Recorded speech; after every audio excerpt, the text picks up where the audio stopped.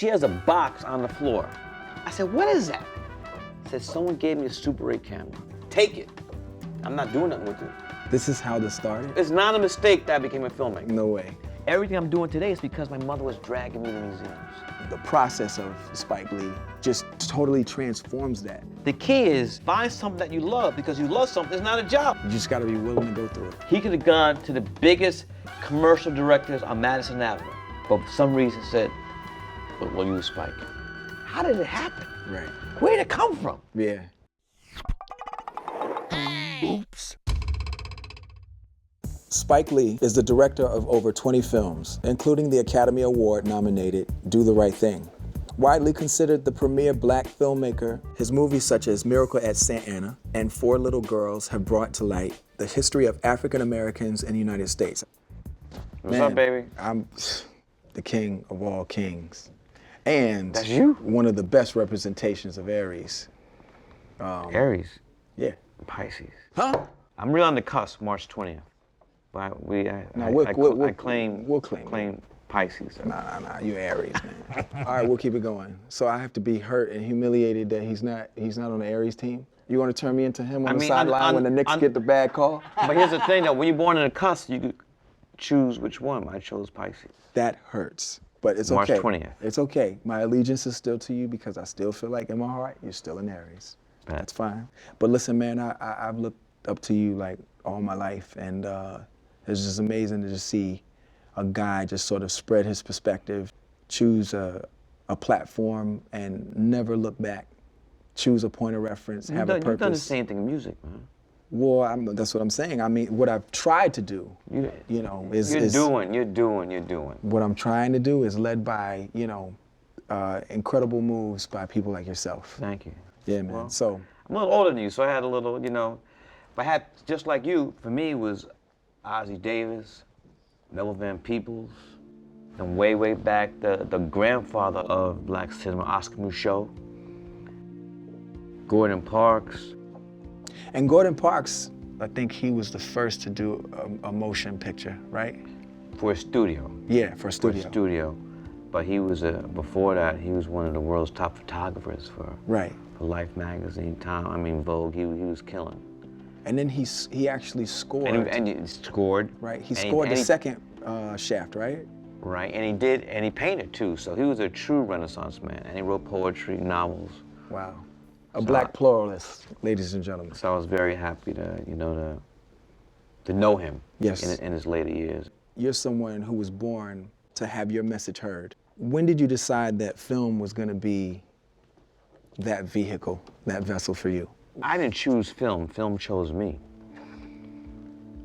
It was expected I go to Morehouse because my father went to Morehouse. My grandpa went to Morehouse.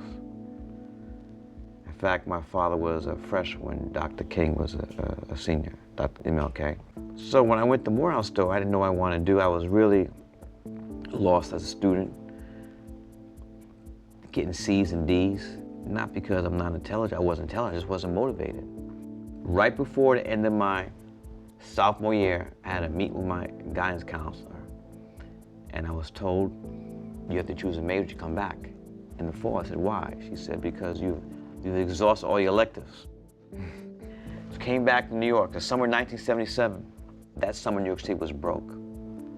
There's a famous Daily News front page that said, Ford, being President Ford, the city dropped dead. There were no summer jobs. I'm like, what am I gonna do all summer? I have a very good friend. Her name is Vieta Johnson. She was smart. She went to Stuyvesant High School. Stuyvesant High School is the smartest. You gotta be a brainiac getting to Stuyvesant. Went to Princeton undergrad, then went to Harvard Medical School. So she's a doctor now, but she was always tight. Balling. Good looking too. But it wasn't like that. Right. So we were just friends. She was out of my league. Man, you saw School Days. You are right, you are not an Aries. You saw School Days. I was like, when I went to college, I looked like I was 12 years old. So I'd be over at Spelman, it wasn't happening. They're like, you're my little brother I never had. Anyway, so I'm over at Vieta's house. That was the gateway. What do you mean? So I'm over at Vieta's house, in her bedroom, and she has a box on the floor. I said, what is that? Said, someone gave me a Super 8 camera. I said, you can have it. I don't know what I'm gonna do with that.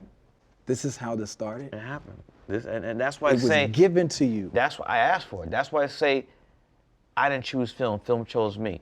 Because, look, I know you, we just met really for the first time. Yes, sir. Just by your music, I know that you're a very spiritual person and you believe in Almighty.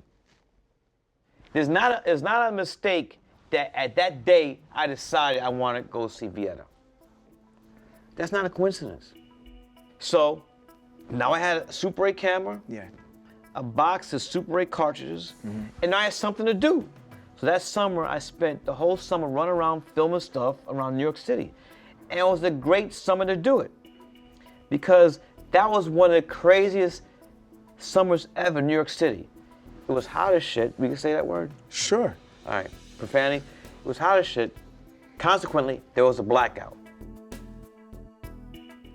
So blackout happened when all my fellow African Americans by week was starting to bug out and looting. I was filming it. They're looting up and down 125th Street. I was filming it. They're looting on Fulton Street. I was filming it.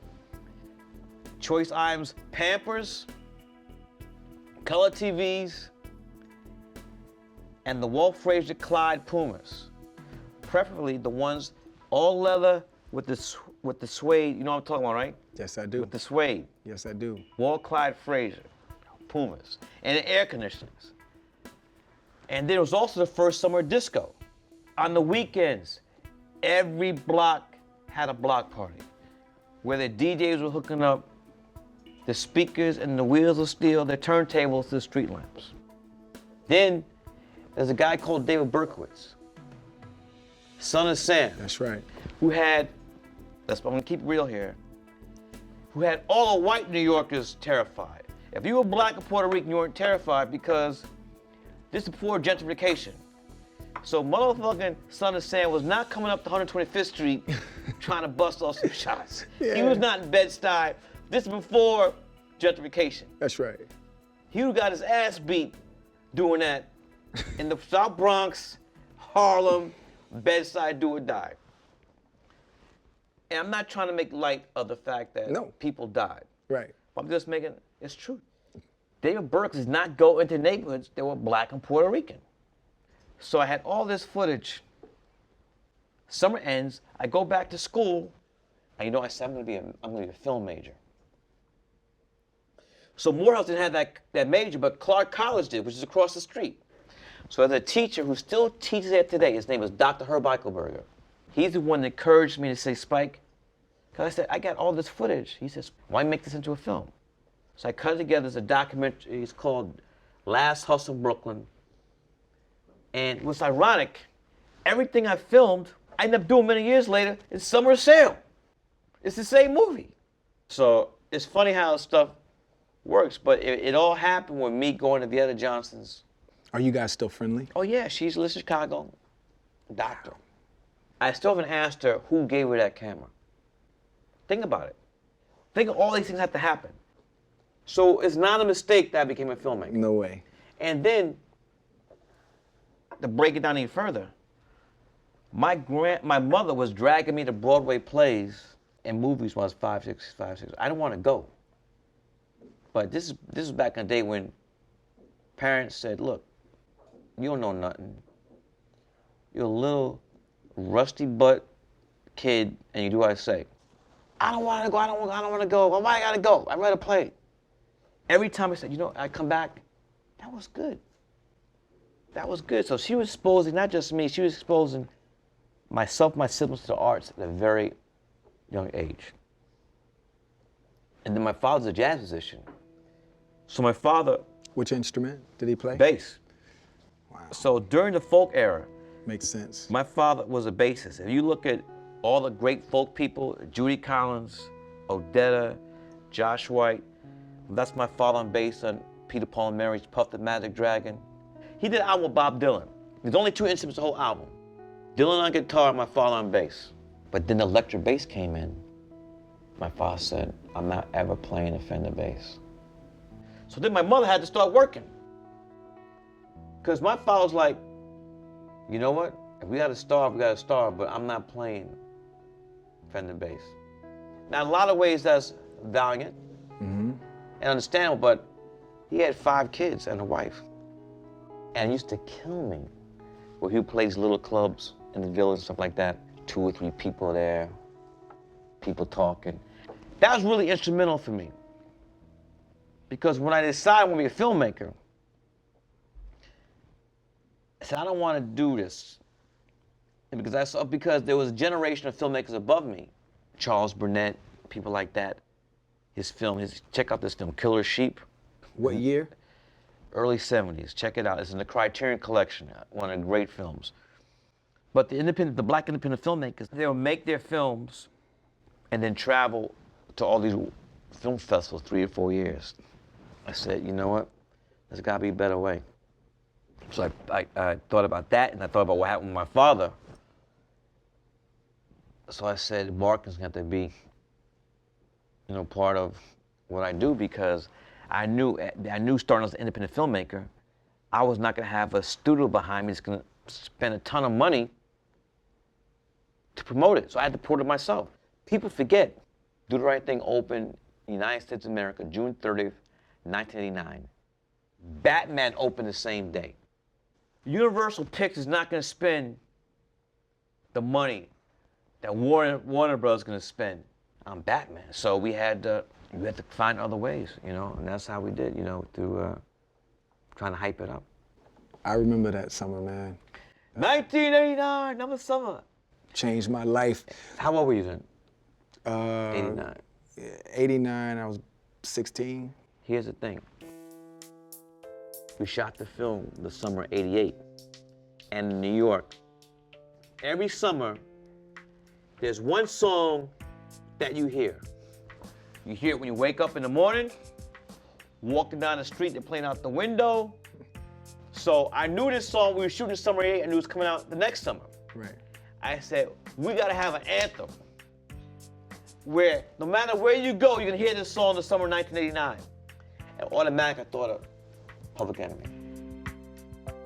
So, what people don't know, he didn't bring me Fight the Power first. That was not the first song he submitted. I don't remember what the first one was, but it wasn't hitting.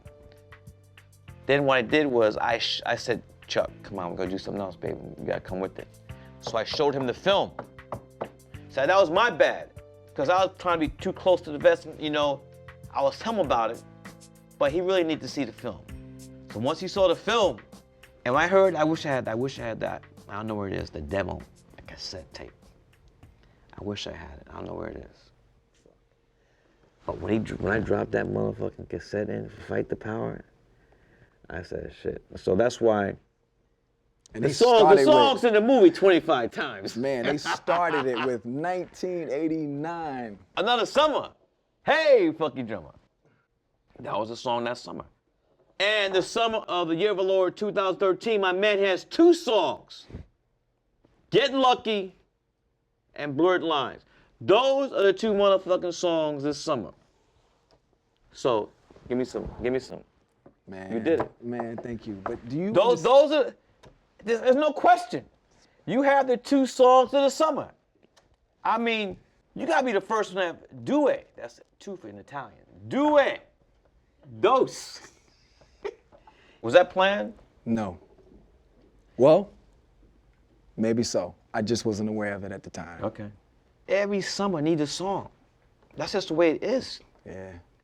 On the boxes, now they got the headphones, the club, out the windows, cars driving by, blasting, coming out the windows of the projects, the beach, you're killing it. Now, first of all, thank you. I mean, but what you've just it's the truth, described, though. I'm not lying, it's the truth. but what you've just described and the way that you describe it, it is so like your direction. A Spike Lee joint, it makes so much sense because you make a person not want to say movie when they're watching your film because it's just, you're definitely going into Spike's world. Thank you. So in your stories, there's always that recurring character, Brooklyn. Brooklyn's a person. Right, I call it the Chronicles of Brooklyn. And those films are She's Gonna Have It, Do the Right Thing, Clockers, Crooklyn, He Got Game, half of Jungle Fever. Which is amazing. Thank you, and Red Hook Summer. So though that's 6 films.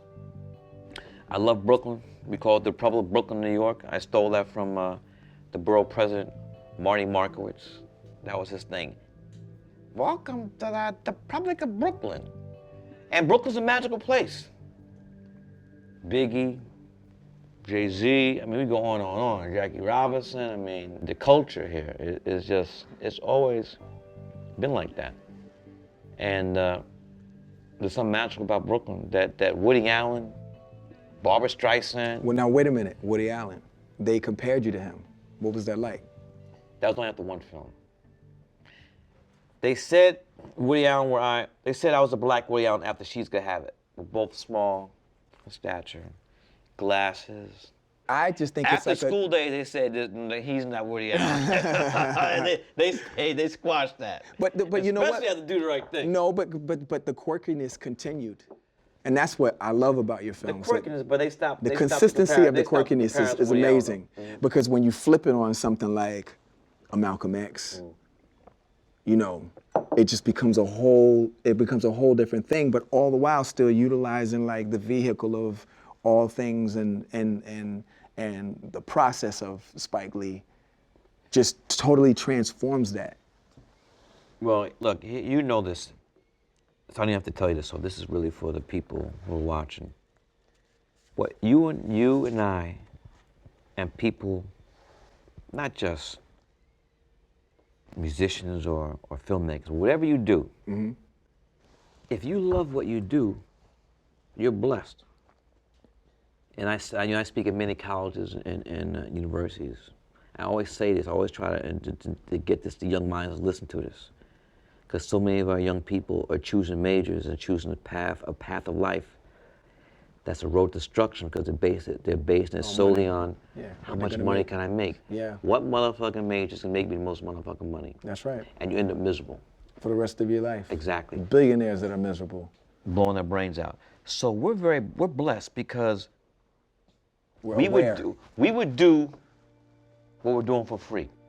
That's right. Because the key is find something that you love, because you love something. It's not a job. You're no longer working. You're not working. Now, if you have a motherfucking job you hate, they need a crane to get your ass out of the bed. That's right. But with us, you can't pull us out of You can't, where we because, are. man, how long you stay in the studio consecutively? How many hours? Man, somewhere between 8 and 10 hours. There you go. There's been times where it's 14. When we're shooting days, our calls usually at 6 o'clock. You know, to this day, there's only one really tired, but most of the time I don't need an alarm clock. Boom, I'm ready to go. That's crazy. I'm excited. My time like that is like 9 a.m. for me. I would just wake up right around 9 a.m. Yeah. It's a little Are crazy. you more creative in the morning or at night? You know what's so funny? You musicians be hanging out late. I can't have you guys. I think I'm a little bit different in that sense. I want to go home at 11, 12 o'clock. I write the best on planes, in the shower, in the studio as well, but because I feel like planes are good for me writing too. Sensory deprivation. New York, LA, 5 hours, I only get interrupted for the meal. Headphones on, just writing. Yeah. Get the window seat. Yeah. Get the work done. Because that's what's about, the work. But the early morning for me is scary how good it is. It just puts you in a crazy headspace. I don't know what it is, what it fatigue or. That's the muse when it visits. But you gotta be open to it. You know, a lot of times people aren't open to it, then. Well, let's talk about that. Happen. Let's talk about that, because that's a subject that I'm obsessed with. You know, tapping into the subconscious. Here's the thing though, Stevie Wonder hates me. You know why? Because every time I see him, I ask him about a record.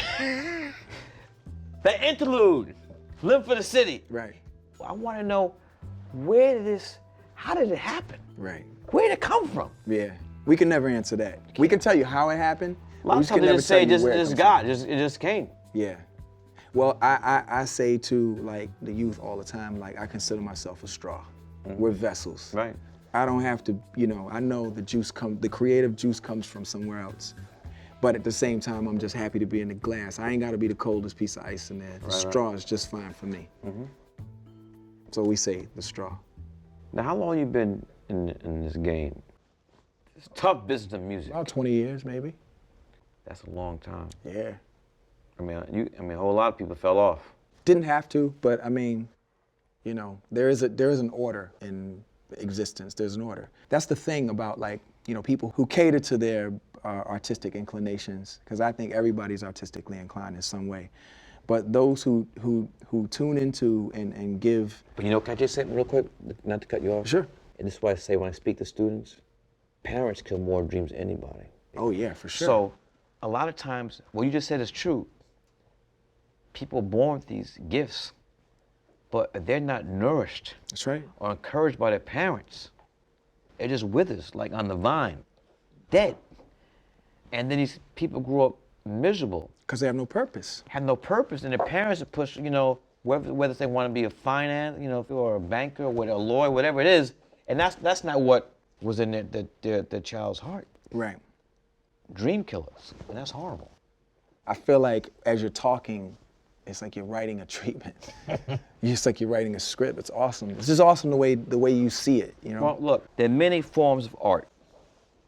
Whether, you could pick some, you could be a sculptor, a painter.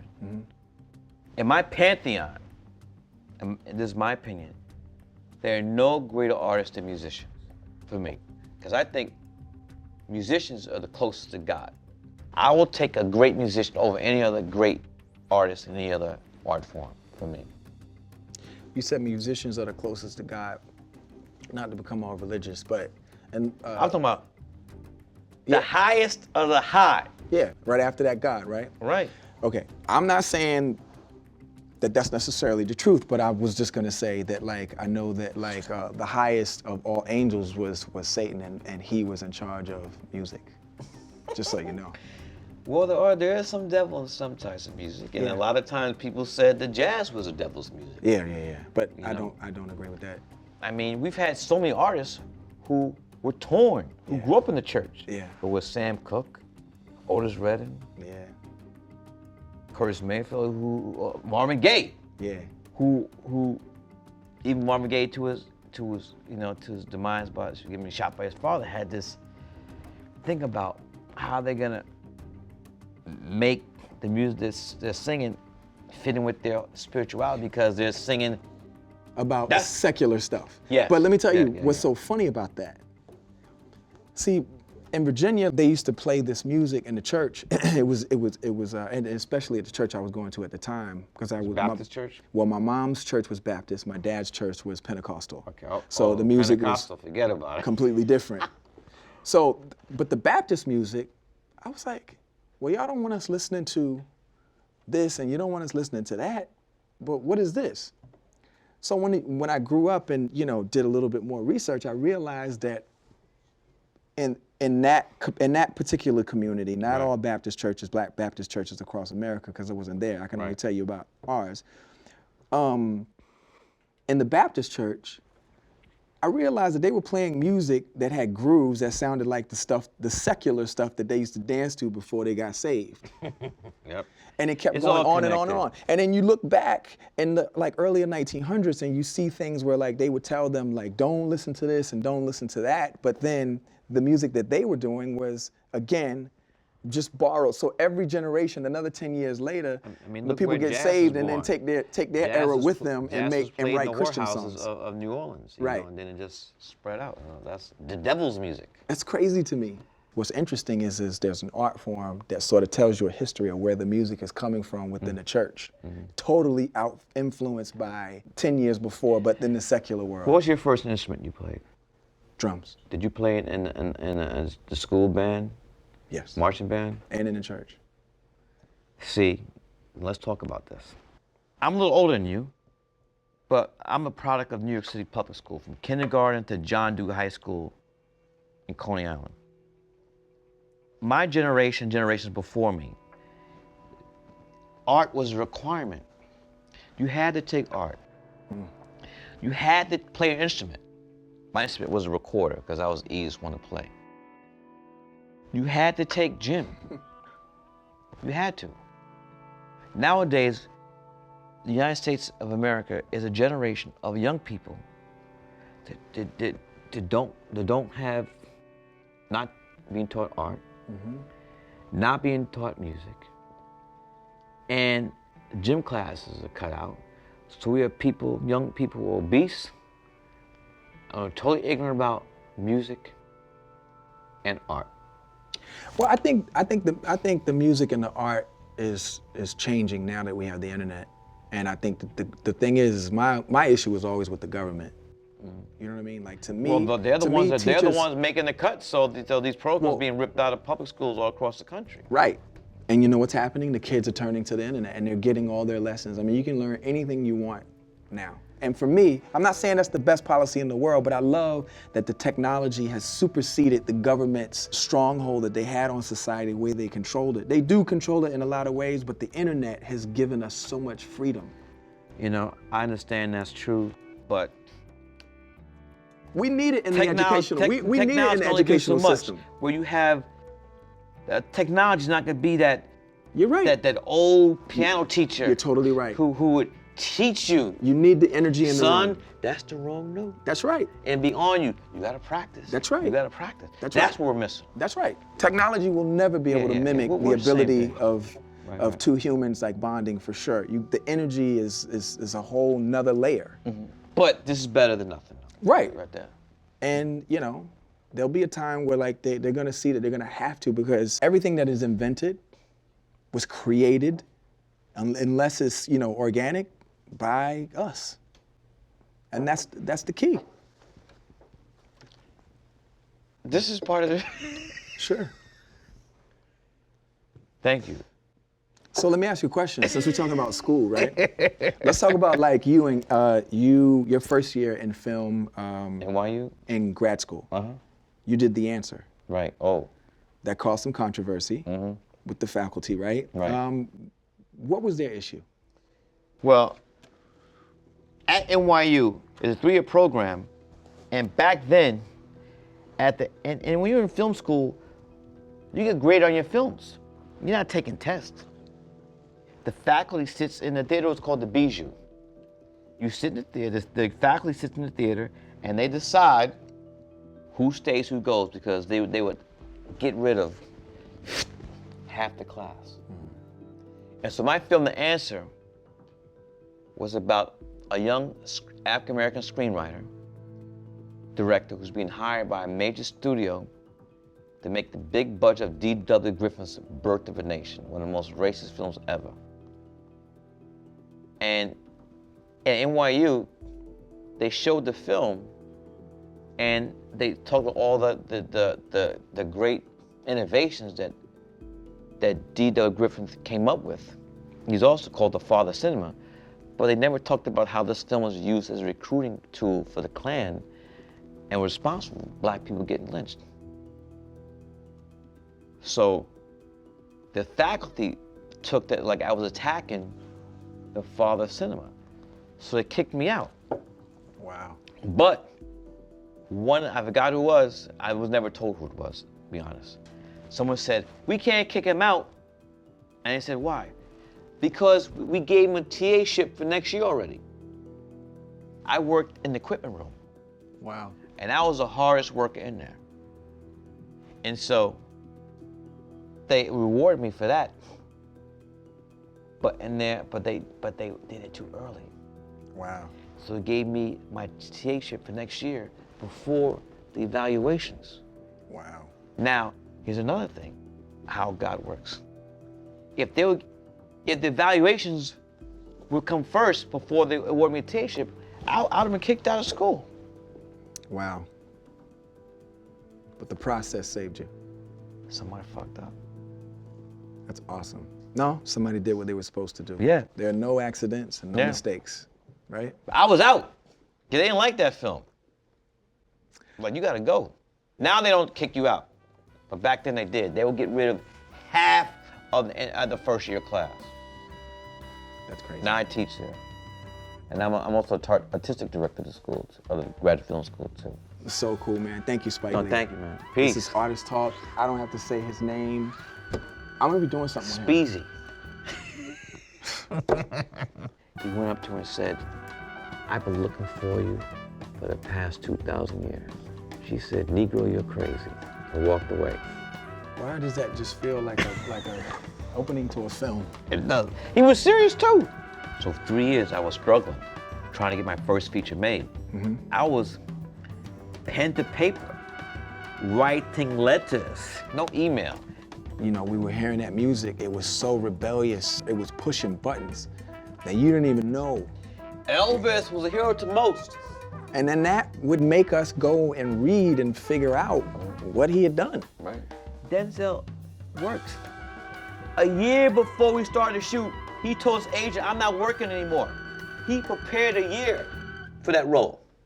Pharrell Williams here. Hi, I'm Joy Bryant, I'm Eric Ripper, I'm Tom Colicchio. I'm Dr. Frank Lipman, the host of On the Table, the host of Across the Board. Host of ARTST TLK. Host of Hooked Up. host of the show Be Well Week, Be Well Weekend on the Reserve channel. It's only on Reserve. Did you know that you can follow my show on social media sites like Facebook? Follow us on Twitter. If you're a fan of my show, hit the like button. All of the above. Share me with your friends. Treat yourself. Check out a new episode of my show, Hooked Up. And if you want to leave comments, feedbacks, ideas, whatever, love to hear from you. Leave a comment. And if you don't want to miss the show, be sure to subscribe. The one that's like down here, or is it here? Somewhere down here. Thanks for watching the Reserve channel. Only on YouTube. Throw caution to the wind and ask yourself what rules.